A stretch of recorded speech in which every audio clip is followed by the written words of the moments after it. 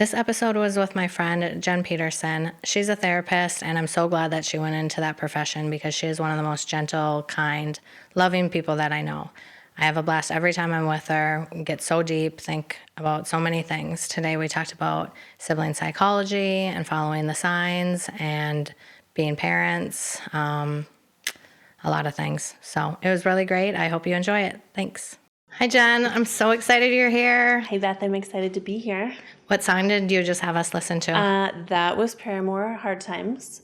And I don't know, I just recently refound it again, and I go on like music binges. And this was my music binge for a couple weeks, and just so loud because, I mean, who doesn't have hard times, right? Mm-hmm. And then when they're over, you're like, how did I do that? You know, how did I get through that? Why did I think it was so hard, or it was so hard? And now I'm on the other side of that. Yeah. So don't worry, like I'll hit the ground, like we'll figure it out again. And then I think just the nature of the work I do every day is, honestly, you probably don't come to my office if you don't have hard times. Right. I think when I was young, I had this belief that like there were people who got pardoned from hard times, and now I know better. It's not a thing. Yeah, that's probably a belief I had as well. It was really nice back then in my brain. Mm-hmm. I'd never heard it before, but I was feeling it because I was just telling you with like the podcasting, like it's hard. Yeah. Like, why am I doing it? How did the lyrics go? Hard times. Hard times gonna let you, it's basically like, how are you gonna get through them? Are you gonna like walk around with a little rain cloud over your head all the time? And then all you need to know is eventually you will. So tell my friends like that I'm coming down. Mm-hmm. Like, and that basically they just need to be there while you're walking through it. Yeah. That's always like the friend part, because friends are just kind of what get you through hard times sometimes. Sometimes the only thing that can get you through. Hell yeah. Mm-hmm. And it's just got this, it's like this juxtaposition of this upbeat song about this sort of like shitty thing, like hard times. Yeah. So. It feels good to jam out to something that just feels real, like that. Mm-hmm. Yeah. Yeah, I just really put that on loop for a couple days. So I was looking through my YouTube, like, what do I listen to all the time? I was like, oh, that's not appropriate. None of that's appropriate. That's absolutely, there's not even a message there. That's just Lil Wayne saying that he is. Yeah. Of course, I really wanted to play a rap song, but they're somewhat meaningless like a bit at times. Like, there was no deep message coming. Well, meaningless is fine, too. Yeah, next time. Just to get us on the same wavelength. Yeah. So today was my first day back at work after a week off, so saw like a ton of clients today, but I don't feel like I did, so that's also because it went so fast. Yeah. Oh, that's awesome. I just had so much to hear from and like some big intense sessions today, but it was fun because I knew I didn't have to go to work tomorrow. That's hardcore after a week off. Yeah, it was like a couple like surprise things that I work with an older population, so sometimes they're like getting really sick or getting bad news. Mm-hmm. Having hard times. So what do you do for work? I'm a therapist. Just a plain old regular psychotherapist. So I'm a social work master's, and then I do therapy. Awesome. Yeah. It's my favorite job ever. What do you love about it? Everything. I think I love that I spent 20 years in hospital social work, which was great for young me. It was intense. It was problem solving all day, every day, like never stop moving. And now that I'm getting, into the later age, I can actually sit down and instead of being like in the room for people's hardest day, I'm in a room while they talk about their hardest day, but I'm not in that room. So it's kind of nice to be on the side where you're helping people like make meaning out of bad days instead of just getting them through the bad day. Yeah. It's a very different like view. Yeah. I feel like this is something I can do until I'm old. That is the other job? No. There's no way. It's exhausting. Yeah. So, yeah. Well, I told you I wanted to talk about signs, like following the signs and following intuition. But a couple days ago, I heard somebody say, you don't have to follow the signs. You just need permission, self-permission. Mm. And I was like, oh, my God. Self-permission. Lovely. I literally just talked about this in a session today. I think the person is, very self-aware. I believe we were talking about intuition, like the whole idea that if you have it and you follow it, it's really obvious. Like, think about someone that you believe always follows. Like somebody that just has confidence, maybe? Yeah, I think it can like look like confidence. I think it can look like, sometimes it can probably look stubborn, because I think those people are always going to do what they feel is the right thing to do, even if it doesn't necessarily like look on the outside like a right thing. And sometimes your intuition is rude. Like when you decided that you were going to start this podcast, and this sort of like wraps into what you were saying earlier about that it's really hard sometimes, but like you can't stop doing it. Not yet, obviously, maybe someday. But right now you're just like, this is really hard, and I don't know like how I'm going to keep doing this, but I also like can't stop doing this. Right. I think Right. Yeah, I'm stubborn like that. Yeah, and that's probably just like following your like value and intuition. So have you given yourself permission to do that? Or I don't know. like, I'll have it's to just think a about that side more. gig. Oh, it's like not real. Yeah, maybe. Yeah. So I was just telling somebody that I think when you set boundaries, that can come off as rude too. Because like I'm really good at saying no. I have to with my job and my social life. Like I have to take time for myself, or I won't be able to handle anything. So like on the fair board, I say no to so many things because it's like what I'm capable. I know what I'm capable of doing, and I'm not going to take on more because then I'm just going to get burnt out faster. Right. It's like burnout wasn't even a thing a couple years ago, and now it's like everywhere. So I hate saying it, but I had extreme burnout, so I get it. Yeah, me too. When your nervous system and your cortisol levels are up to here and you just can't anymore. Oh my goodness, me too. You know, thinking back on like having absolutely terrible boundaries, being, you know, but having all the energy to do all the things I was saying yes to versus getting older. Because maybe you just like don't know your like the boundaries are going to keep you more They change. content and For sure, yeah. Yeah. Also, like when, hit a serious wall, and that was wild. Made some choices, hit some walls, but maybe with better boundaries earlier on, that wouldn't have been quite the thing. Yeah. Well, we're learning. Hard. Yeah. I wish I could go back and like rewind to like 35. I would know so much more now. Yeah. I don't even think I want to be in my 20s anymore, but 30, 35 would be okay. I loved my 30s for sure. Yeah.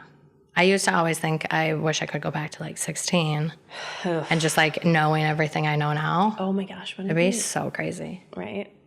That would be so, like, it would be cheating, because I think life experience is how we got here.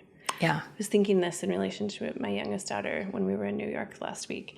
I thought, wow, I feel like is like 10 years ahead of where I was at that age. And I don't know if that's just because things have moved that quickly.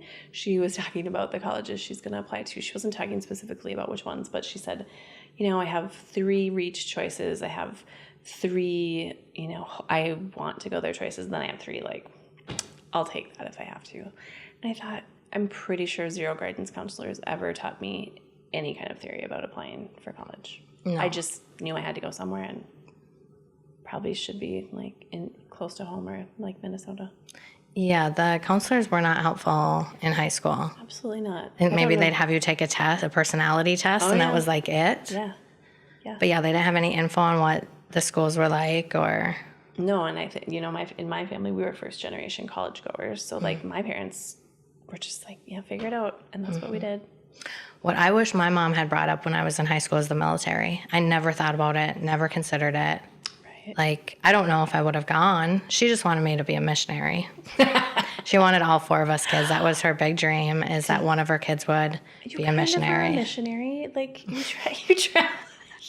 I try. You like travel, you like bring. Yeah, I don't help people. Great ideas. I mean, you do, actually. And you that's travel. right. So maybe that's missionary life. Yeah, a different version of missionary. I'll take it. Praying people to Jesus. Sorry, Mom. Yeah, I'll work on that. I think my mom just wanted me to like not. I don't know what the hell she wanted. She probably just wanted me to like reach my potential and not dick around, drive too fast, and smoke cigarettes. One of my brother's wives said that the first time she went to my brother's house growing up, I was really young, so I would have been like 5. Yeah. They were like 18, 19. And literally the only thing my mom said to her was, Steve's going to be a missionary. He'll be leaving soon. Which like wasn't true at all. She's like, sorry, you're too late. Jesus has him. Yeah. Jesus took him. Yeah. He's already pledged. Yeah. Speaking of siblings, so you and I are both the babies, and I am obsessed with sibling psychology. Ooh. I saw my dad interacting with his siblings when I was like 20, and it like hit me really hard. Like, those are the people that were around him when he was little and growing up. Like, what is the psychology here? So I've just like always been fascinated. Me too. With it. Me too. So my question I have about being the baby is, do you feel like you're always treated like the baby? Because I do. Sometimes there's people in my family that I'm like, do you guys not realize that I'm almost 40 years old? But I do take it to my advantage sometimes too. Like, I'm just the baby. Like, what do you mean? I'm just the baby. Like, I don't know how you make me go to work every day. Literally. I'm like, bye, seriously. Like, you can't put me in control of that. No, I don't like. Yeah, I still, if I pick up a knife in the kitchen, my sisters will be like, we're gonna let her use that?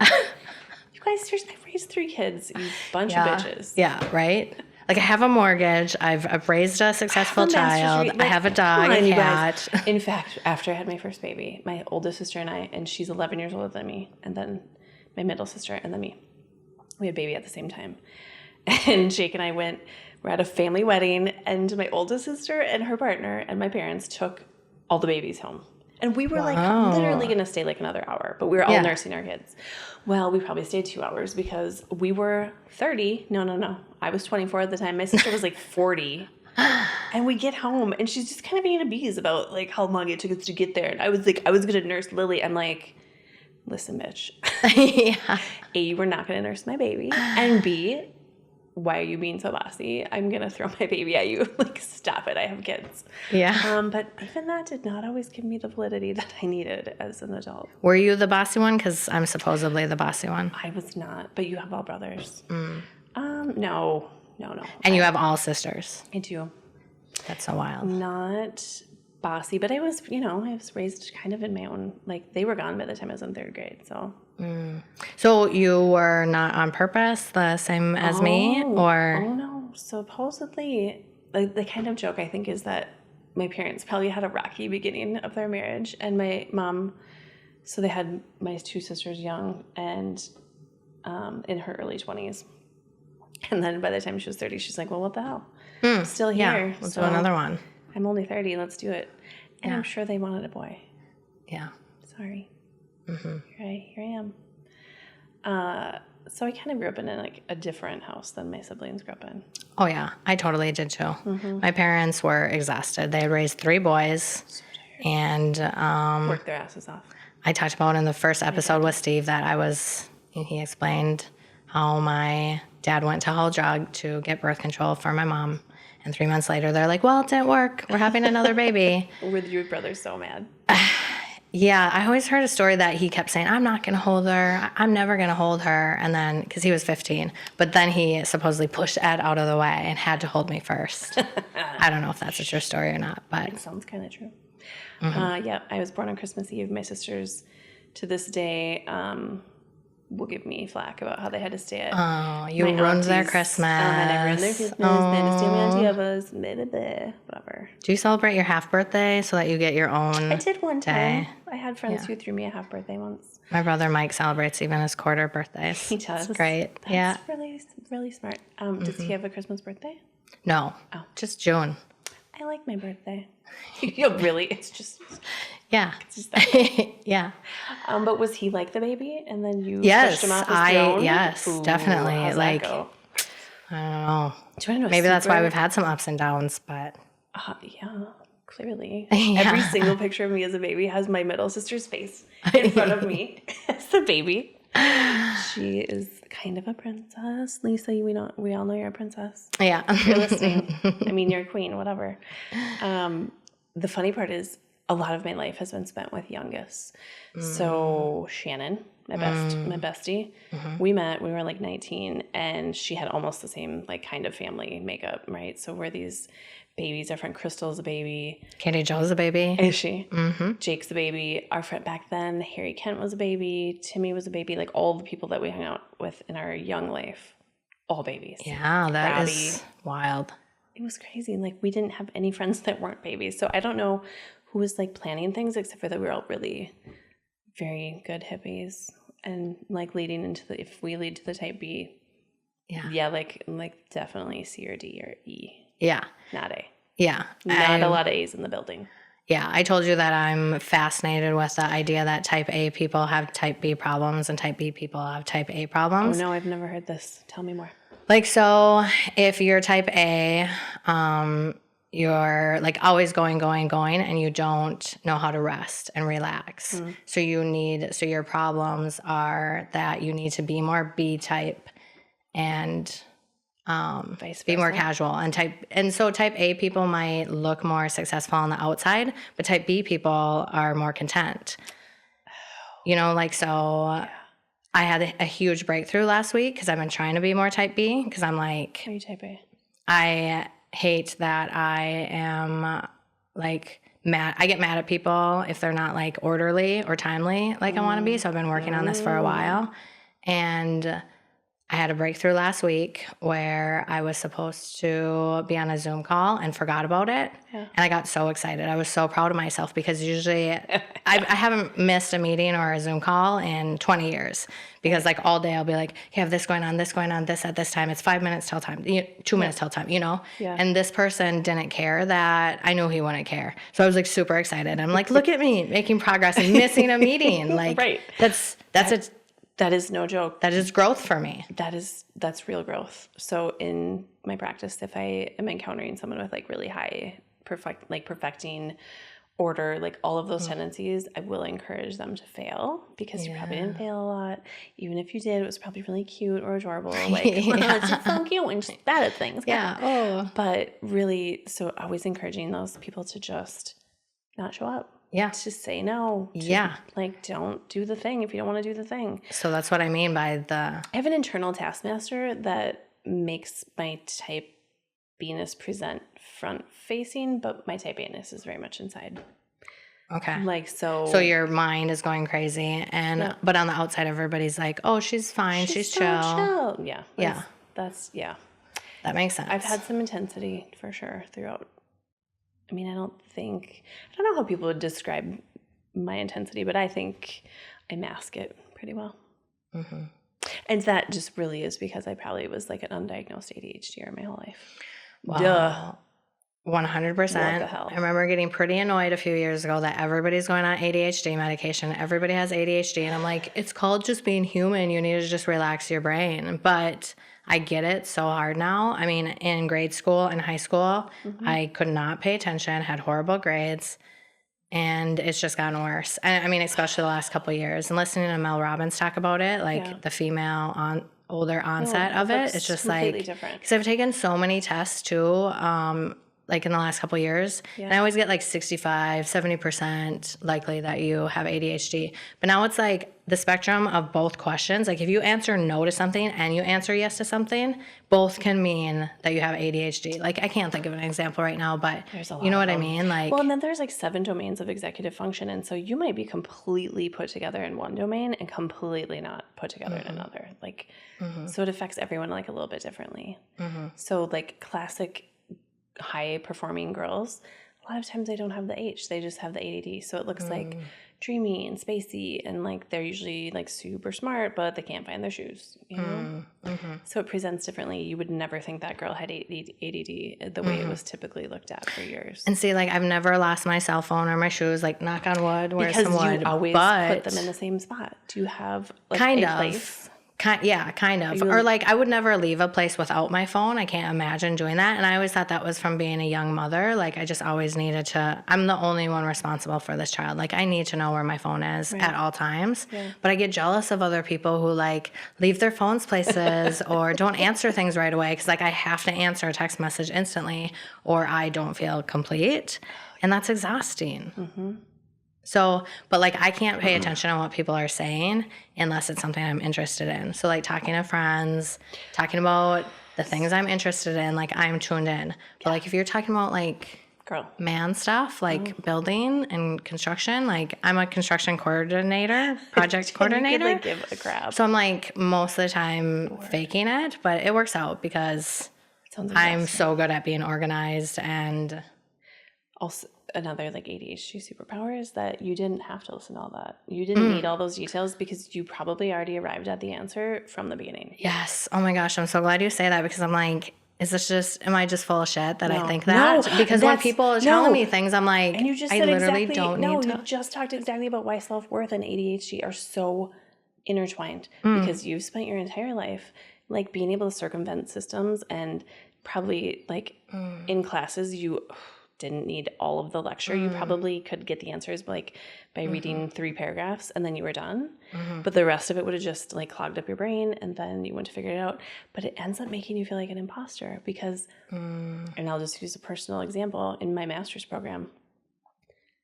Wow, there were some really intense girls. And they terrified me because I was like, oh my God, this is so hard. This is obviously going to be so hard, right? Like, I'm never going to survive this. These guys are like so put together and everybody's like reading all their work and doing all their notes. Well, guess fucking what? It wasn't don't that need to. fucking hard. Yeah. And I would wait until Thursday night, just like I always did, write my paper, my 10-page paper, read exactly what I needed to read to get like my stuff done. But essentially I'd be like, always feeling like I have to be doing something wrong.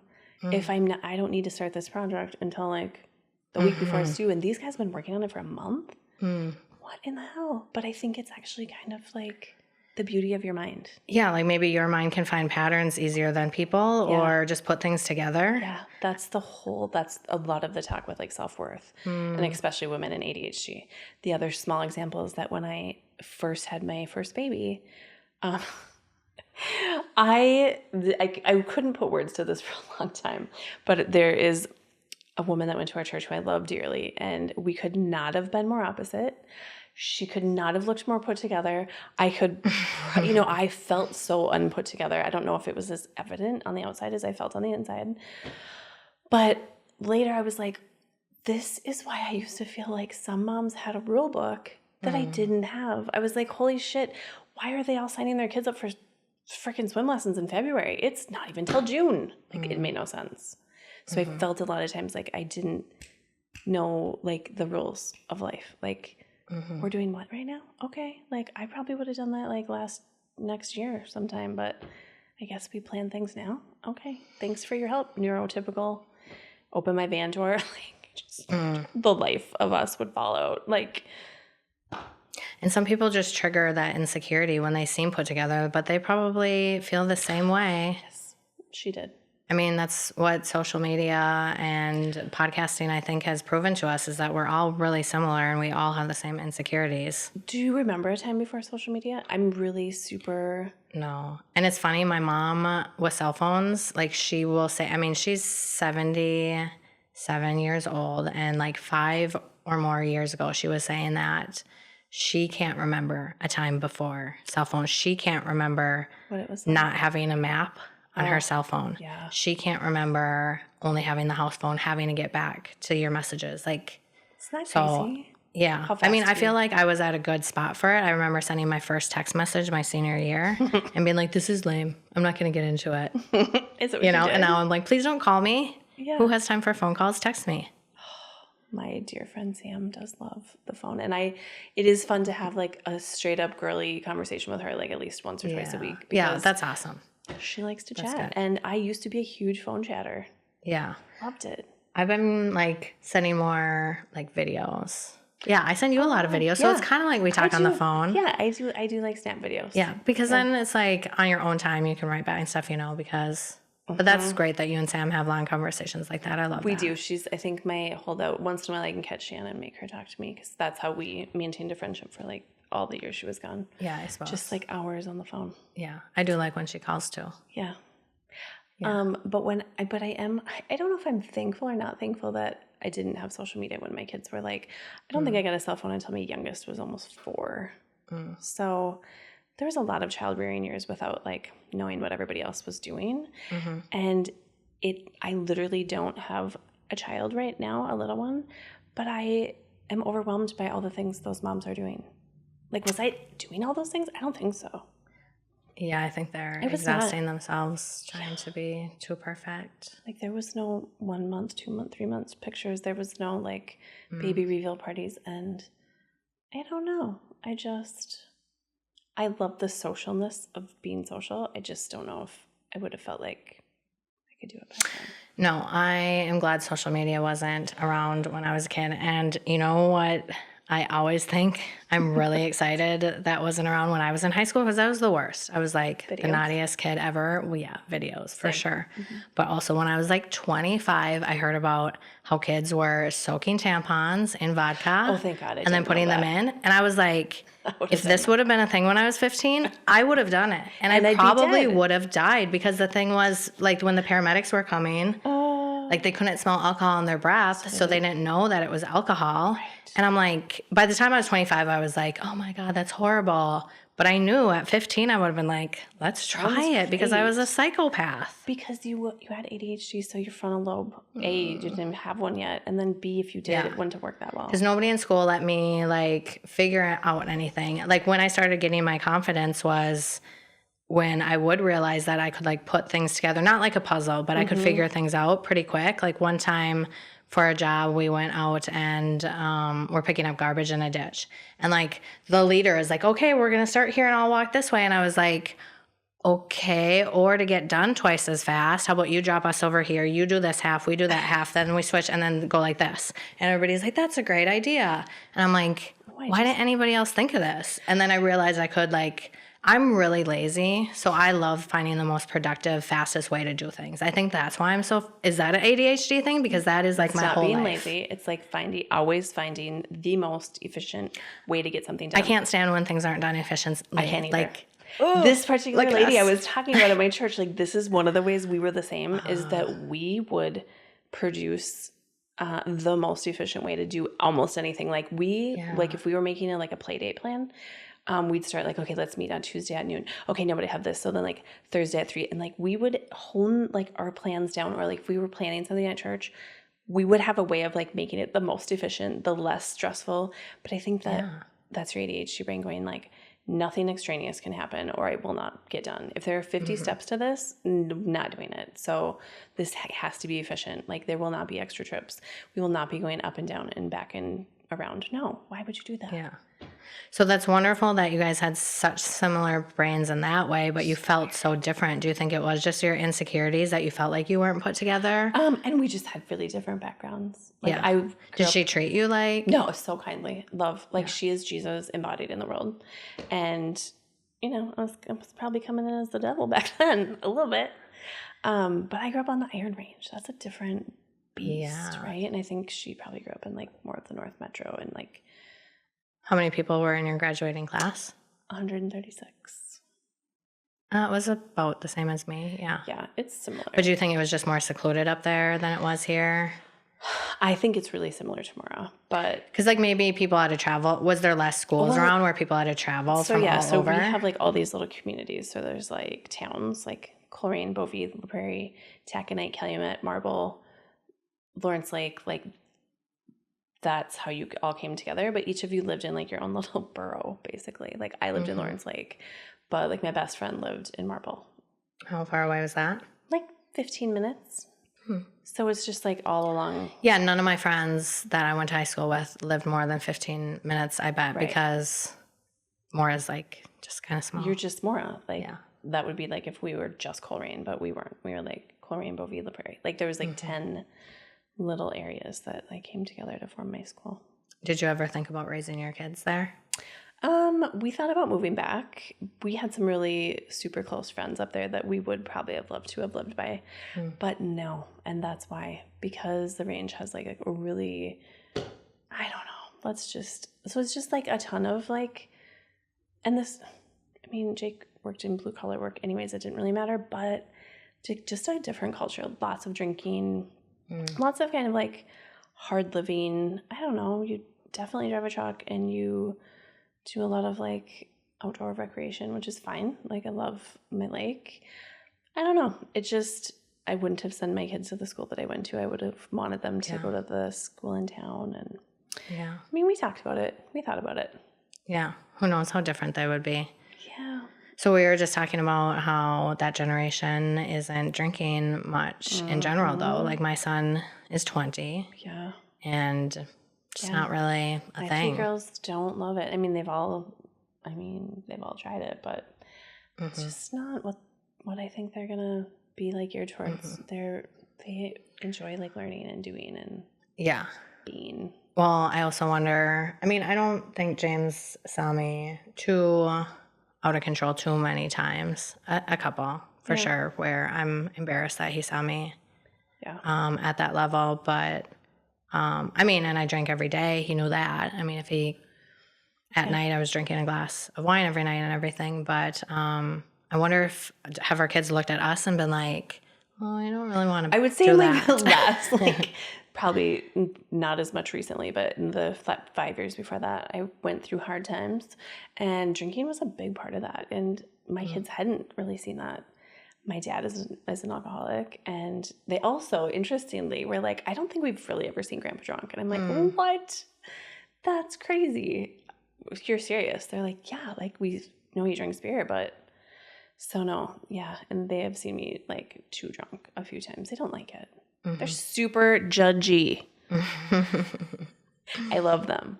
But a friend and I always joke that we kind of, have you ever seen Absolutely Fabulous? Oh my gosh, it's like these 2 like just ridiculous middle-aged women from England, and then the one has a daughter, and her daughter is just like super straight, super studious, like always irritated with how annoying like So they like bicker back and forth, and she's just like very smart and like, you bunch of dopes, like you're like, she's just way above them. It's super funny, and I feel like that a lot. Like, my kids are outmoding me very quickly.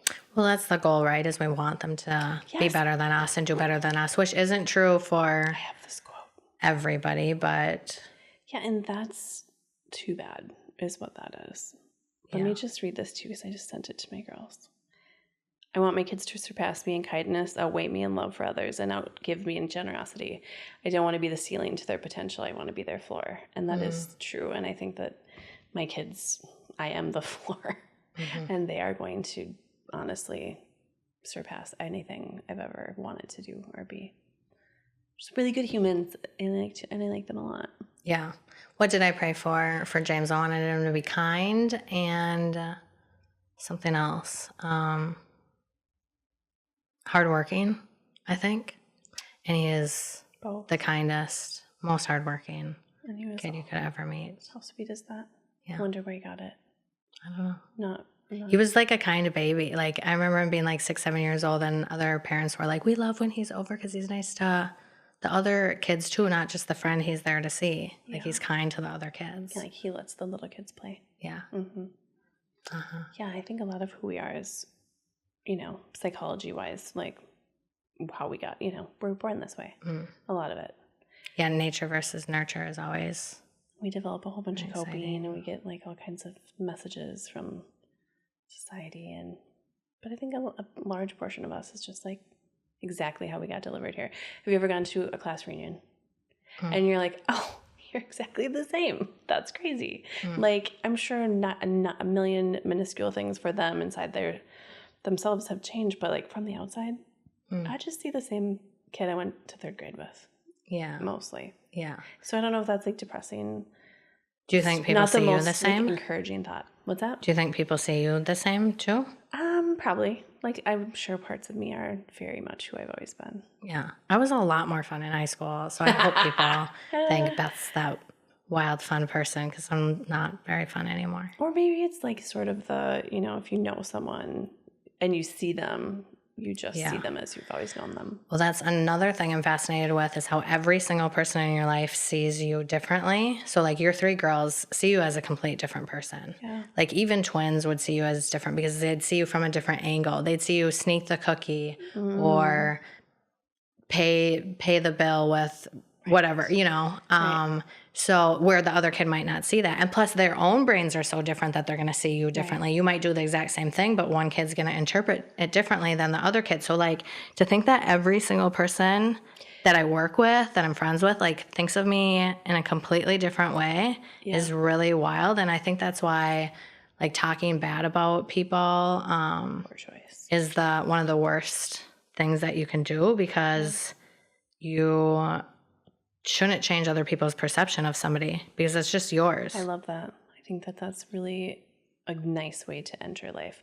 I feel really thankful that I was raised by two people who were not critical of other people and did not really allow it in our house. Like if my sisters and I would start like kibitzing and bitching about people or like whatever, my dad, and from his chair, I can tell you exactly how this goes. He's watching TV, but we're over here is like henpecking somebody, and he'll just do this. To this day, he'll do it. Don't you think that's enough? Okay. And we're all just like, yep. Rude. Yeah. Like we weren't allowed to like bad mouth teachers. We weren't allowed to like bad mouth, people that we loved. Yeah. My mom did not talk shit. Like I remember my best friend's mom used to come over to pick her up. She was at our house a lot and she loved to talk about people. And I just always saw my mom as like elevated because she wouldn't sit there and like get in the muck with her. I'm like, that's just mean. Like, that's just gross. My parents were the exact same way. I love that. Like I realized it probably in my mid-20s, like, wow, I've never heard either of my parents talk about anybody else. Yeah. And definitely not talk negatively. Right. I mean, they might say facts like, oh, this person did this. Right. But never any judgment. Interestingly, my kids will, Maya especially, will catch me on like if she hears me like just being like using judgment for no good reason. She'll be like, did you need to say that? And I'll be like, no. Awesome. Sure didn't. Yeah. Nope. Did not need to say that.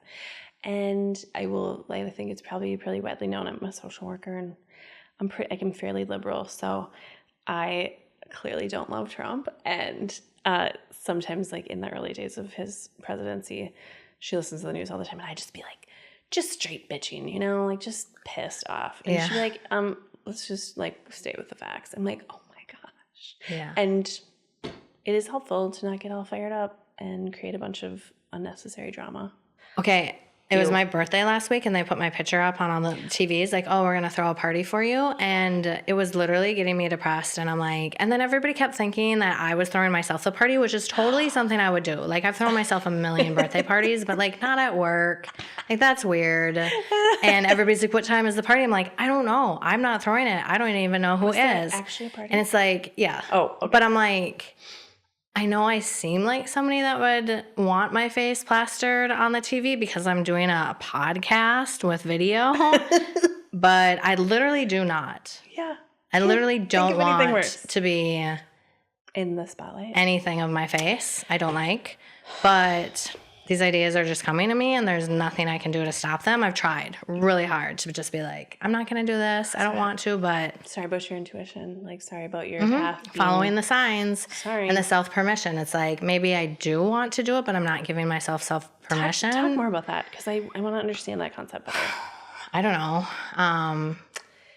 Like, what if your intuition is telling you, like, yes, this is all yeses. What are you not permitting? Like, where does the self-permission come in? Or is like self, I'm trying to think of this word. Is there like some compassion that you need to offer yourself? Maybe like my younger self. Oh, maybe you need to like allow it to be more of what it is instead of what you are wanting it to be.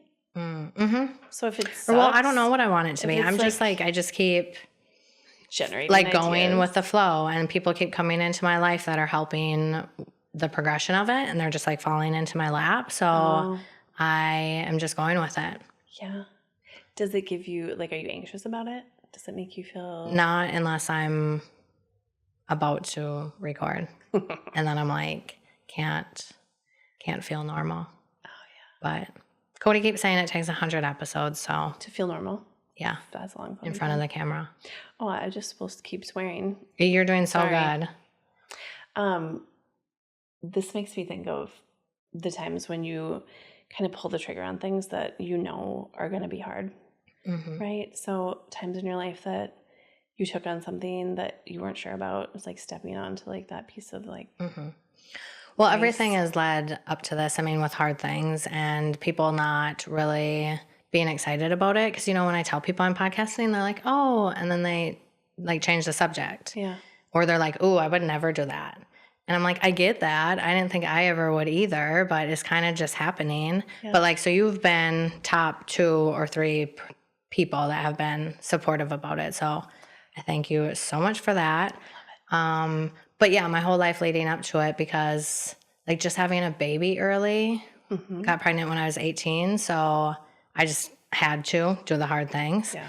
And then I had all this intuition to move. So I wanted to move to like New Mexico, but I got too scared. So I moved to Chicago and that was only for a few months. I mean, I planned to be there for years, but ran out of money and couldn't find a job and pay for daycare. Daycare was 3 times as much as it was here. Right. So I moved back, but that was like, nobody was supportive in my life except Katie Hanstrom and my brother Steve. Not that other people were unsupportive, but they would either change the subject or be like, don't you think it's bad timing with a young child? Or like, it's winter time. Or like, they'd be like, it's winter time. Are you sure you're going to move in winter? And I'm like, what? Yeah, it's fine. So, and then moving back and everybody being like, oh, well, you failed, you know? And I just refused to let it bother me because I'm like, at least I left. The thing that got me to leave for Chicago or decide to do it was, a year from now, do I want to say that I went or that I didn't go? Right. And I guess that's what I'm doing with the podcasting too, is just like, a year from now, do I want to say I tried it? Yeah. Do you want to take this big pile of ideas and just throw it in a closet? And we do enough of that, I think, in our lives. Like, yeah, that's out of reach. Like, this is such a minuscule, like in the last 4 years, I haven't run very much, and I ran forever, like loved running hundreds of miles. And then I just started telling myself like I didn't really like it anymore, and almost like took it off the plate that I would ever run again. And now I'm running again. I don't really love it. And You don't really love it? I You do? I do. Why did you convince yourself that you didn't like it? I think I just burned out. I think I just truly ran for so long that I don't know. It wasn't exciting anymore. Something. So I just lost some love for it. And now I get to find like a new way to love it again that is not like it used to be. It won't ever be. But I kind of convinced myself that I didn't like it anymore. That's not true at all. That's interesting. It's like the dark side, the evil side, trying to convince you of that. I think it was like the self-punishing side of me had to find a new way to do it. Like it couldn't be that I'm running 13 miles before work in the morning and then getting 3 kids off to school and then working all day and coming home and doing all the night stuff and then whipping around. Like I can't, I don't like that. That's crazy. No, that's serious burnout. That's like crazy town. You were just doing too much. Yes. So then, just like hit a patch of hard times that were way harder than any of that. And I think I'm emerging maybe on the other side, which is lovely. That's so exciting. Yeah. I did have this beautiful belief that I would never have hard times. And when we talk about things I don't want for my kids or my grandkids, I don't want them to have hard times. I want them to have good times.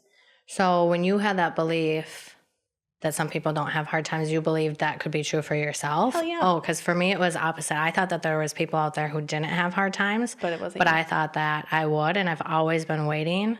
So where's the wood? I literally need to knock on wood, but I haven't had anybody super close to me pass away. Yeah. And I remember at my church when I was like 10 or 12, a little boy passed away from cancer, and he was like 4 or 5, and I think I had babysat him with his older cousin that I was friends with one time. So I was like, he was the cutest little kid, and I'm watching his parents, and I couldn't understand why that would happen to them. And I guess I've just been waiting for it to happen to me since then. Like the hard times? Like death, like somebody close to me dying, because I don't know how to deal with death at all. And so I don't know how to be there for people when they are dealing with death. Yeah.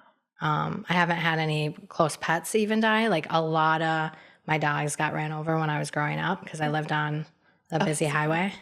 But, and so that was hard back then, of course. And then I said I was never going to get an animal again because like, why get an animal when you know it's going to die? Yeah.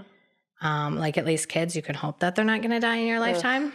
But then my ex gave me a puppy for Mother's Day one year, mostly just to keep me compliant because I was laid off of work. And so I think he knew, like, You so I need, worked at Lakes and Pines, like heating assistant. So I had yeah. the summers off. Nobody needs heat in the summers. No, right. And so, like, he knew I was just going to party. So he gave me, like, the responsibility of a Your dog. job. Here's your job. Here's your Mother's Day present, like an actual Thanks. child to take care of. But now I will never not have an animal again. But I don't know what it's going to be like when I lose her, you know? It would be terrible.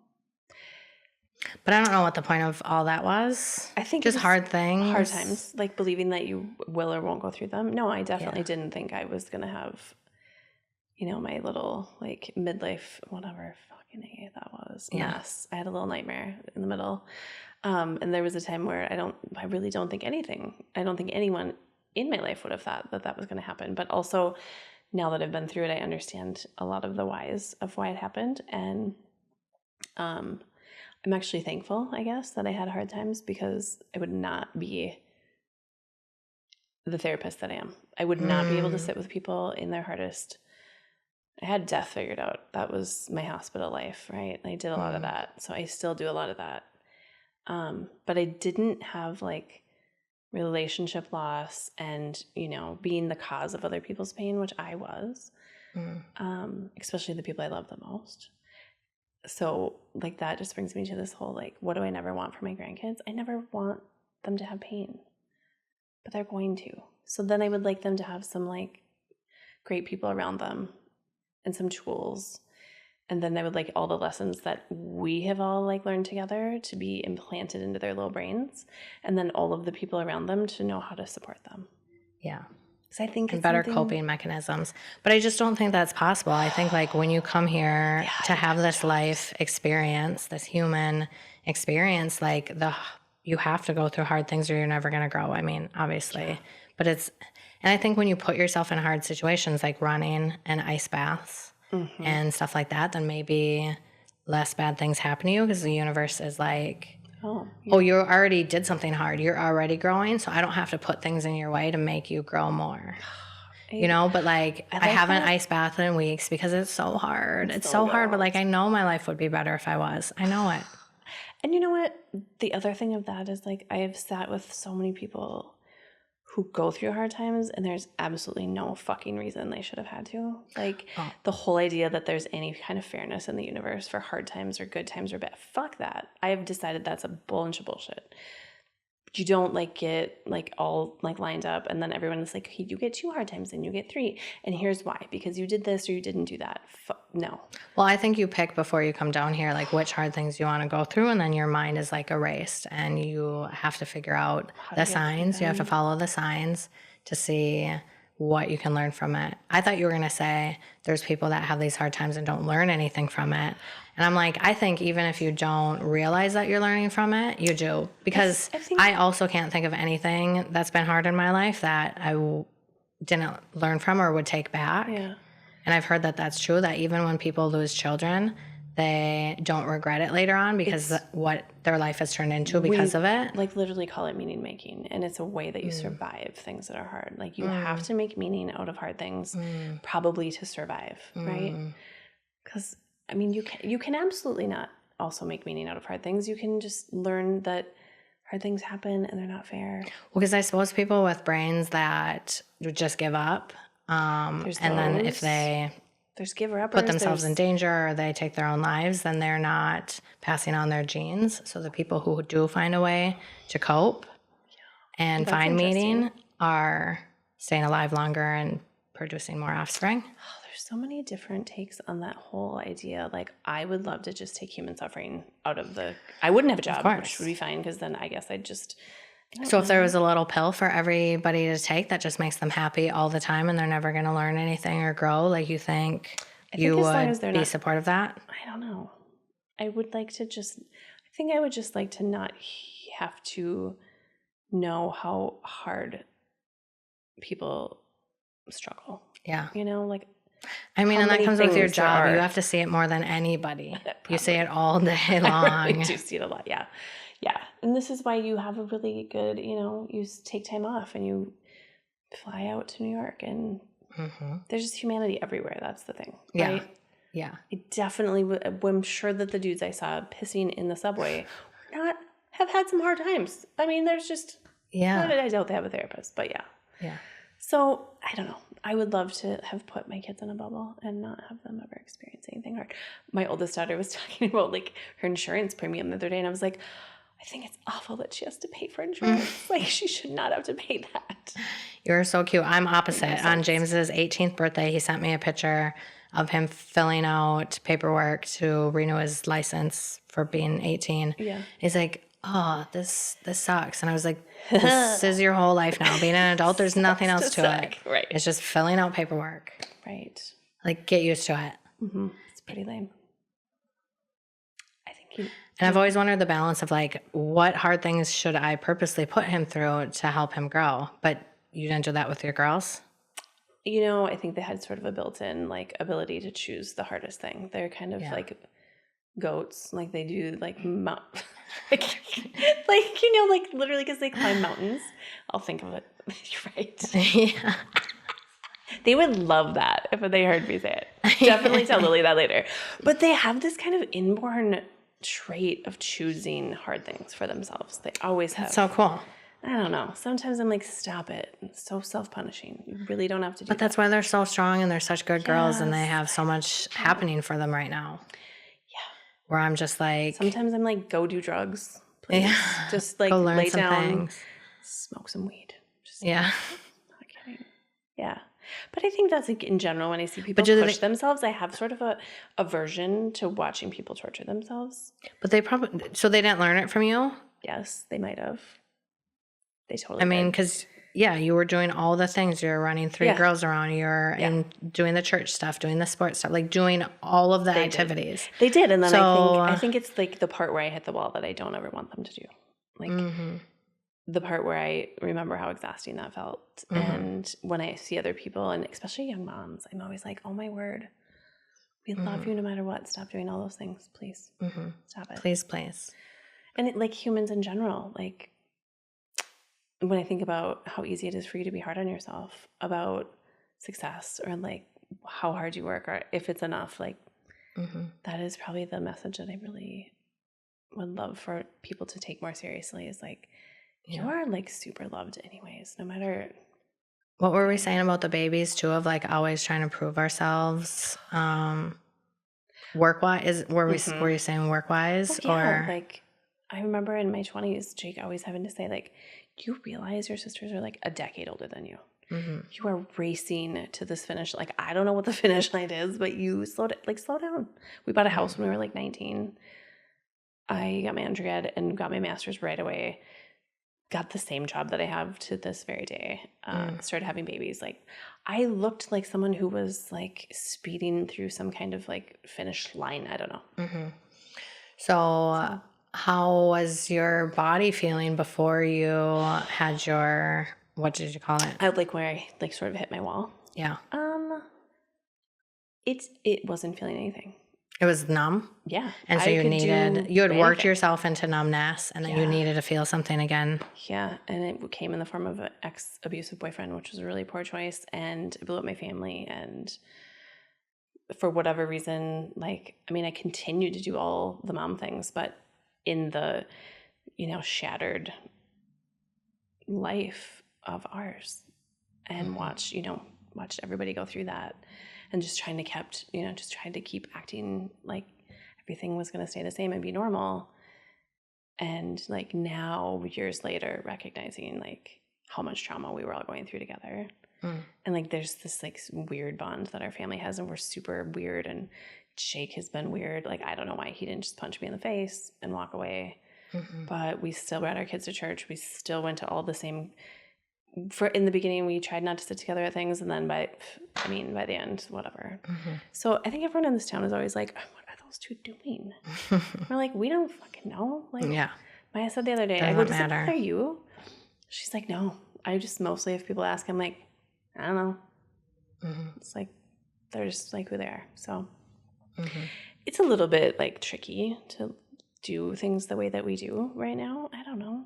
Mostly I don't give a fuck. Good. But I made mistakes. Like, I wish I had not been through those experiences. They ended up being really awful.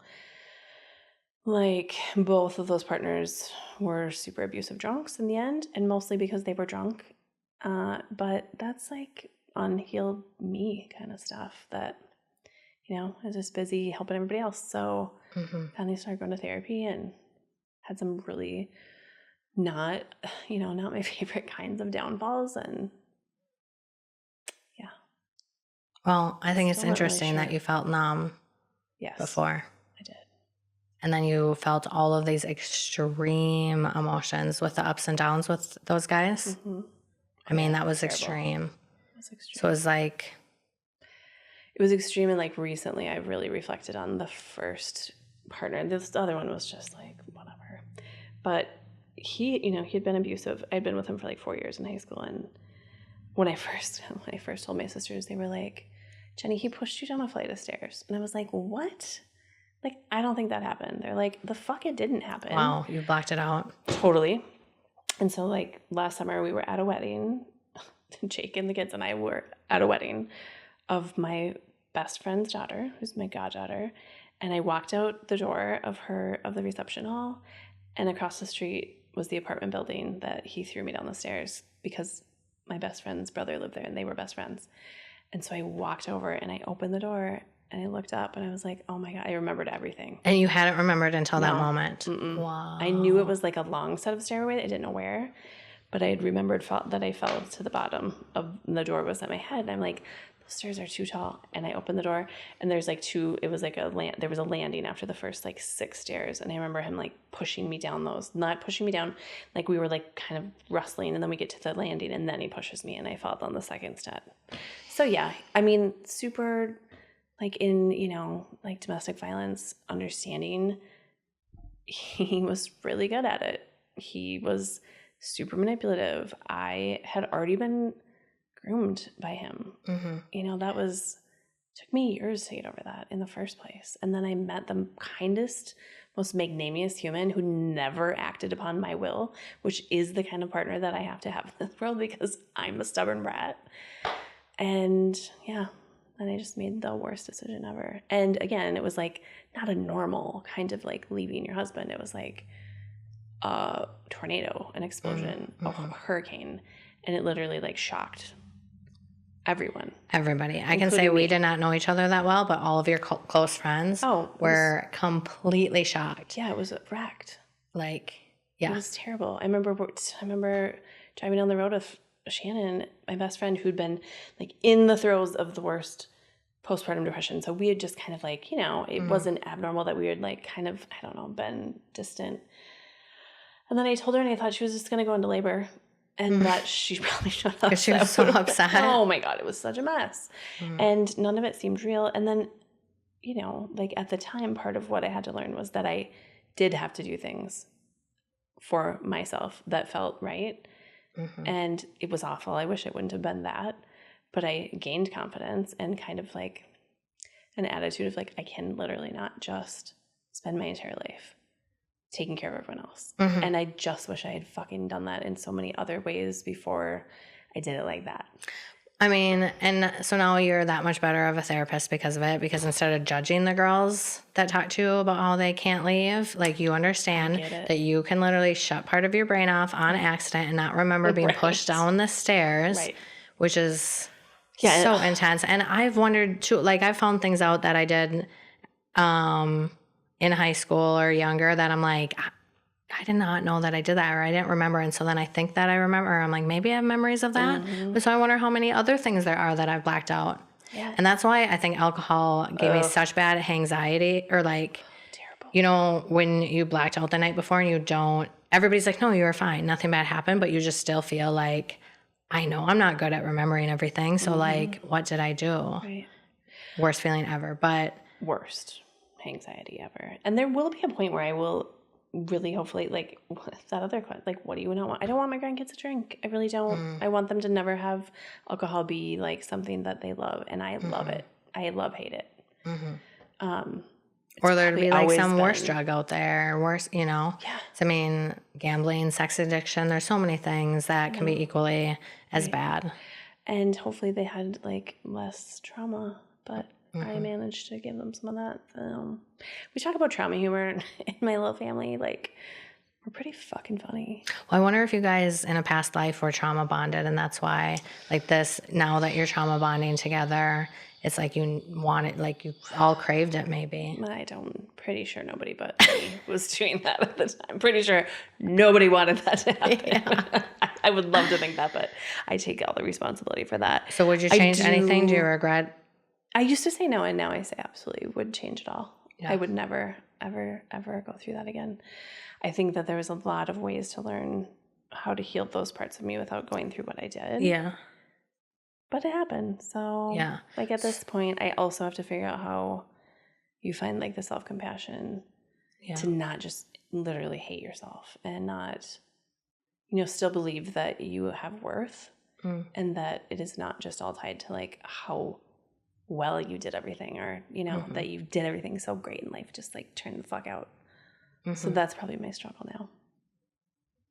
Yeah, it's like in the future, if we could just make it so that the kids understood all of the things we went through so we could evolve. But that's just over and over again you hear that that's just not, I mean, kids are never going to believe it. They have to experience it themselves. I know. But yeah, I wonder why. I mean, what's the point? Why come here to go through all this? That hot burner when we did it for you. Yeah. I think we're just like, our spirits are up there in the clouds, just like, I want to go down there and experience it all, even the bad parts. But like, I don't remember signing up for all this because it's tough. I'm not so sure I did.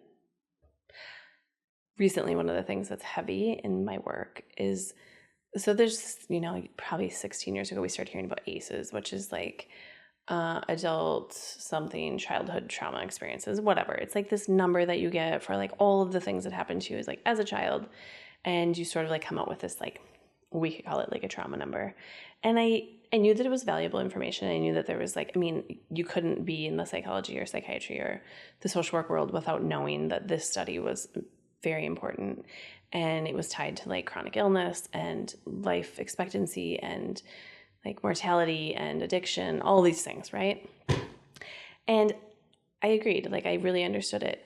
But sometimes now, like when I am sitting with it, I'm sitting in a room, like doing someone's, life history and like it starts out and maybe it has a bunch of really hard things in it and then it continues to be hard. It's hard not to think you didn't have a chance. There was not a chance for you to have a life that was going to go probably could have gone differently, but not like so much of this wasn't your fault, right? It was like the setup was there and I wish that we did a better job like with early intervention and we like figured this out sooner so we didn't have to like keep experiencing such hard things. So hard times. It's been a little bit defeating lately in my mind. Yeah, it goes back to the song. It does. The beginning. Like if I do a DA that I barely have to like write anything, like there's a good chance they had a less hard times kind of life.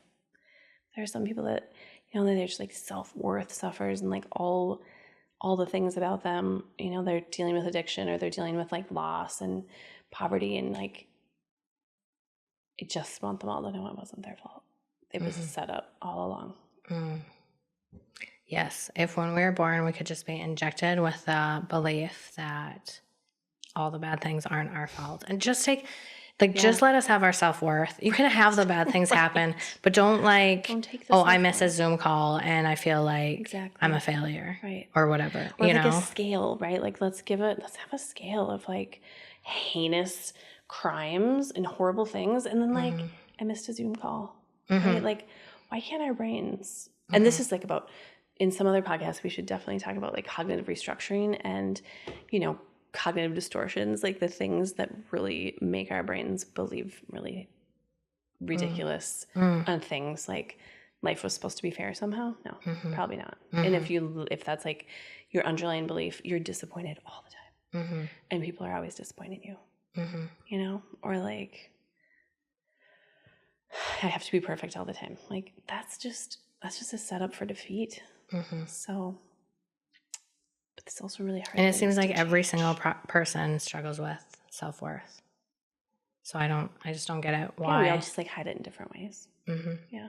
A lot of people might not realize that they struggle with it, but it comes out They're in the all worst. these other ways. Insufferable bastards are the ones who do not know that they struggle, because then they just like put it on everybody else. Mm-hmm. They're my least favorite. Or they're people. narcissists. Yep. It's pretty much the definition of them. Yeah. So you said you don't want your kids to drink alcohol. I don't want anyone to struggle with it. Struggle, yeah. Yeah, I don't want any, no. What do you hope that they do that you do? I hope they know that the world is like really open to them. That this, like going on that trip with Maya to New York and just watching her own it. It's like, yeah, there's absolutely no reason that this can't be your life. Yeah, you texted me. You were like, I am blown away by the audacity she has to just be amazing there. Yeah, amazing. Exactly. I love it. Or like, our middle daughter she's just the kindest, sweetest thing, and she's coming up with these like new like sort of niche like interests that I didn't know she had. And like her world is like expanding in a way that I didn't know would happen. So it's so fun. That's what I like for people. Yeah. I really like for my kids especially, just for them to feel safe. But I want them all to know they like have the opportunities to be whatever. I did not know that.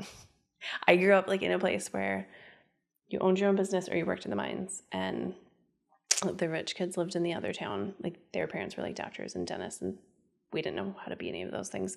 Not because we weren't smart enough. We just did not have the same sort of like pathway. So be it. Yeah. Interesting. When do you think you will have grandkids?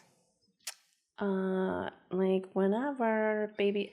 I'm always thankful that I made it through to like, I think our youngest is 17. So she's almost 3 girls, no babies. Like when they didn't want them, great. Have them all. Have them now. I don't care. Go for it. Hit it up. Perfect. I don't know what they'll do. I have no idea. But I want to be called grandma. Straight up. I do not want to be a nana or a no-no. I want to be Mima. Mima, like a southern Mima. Yeah. Just like want to be Grandma Jenny. Yeah. Just Grams. Yeah. And then we do this terrible thing to like all our grandmas where we're like G-Nan and G-Bex and like GB and nobody gets to actually called their real name. So yeah, whenever that is all will be really nice. Cute. It terrifies me. The thought of my girls having babies.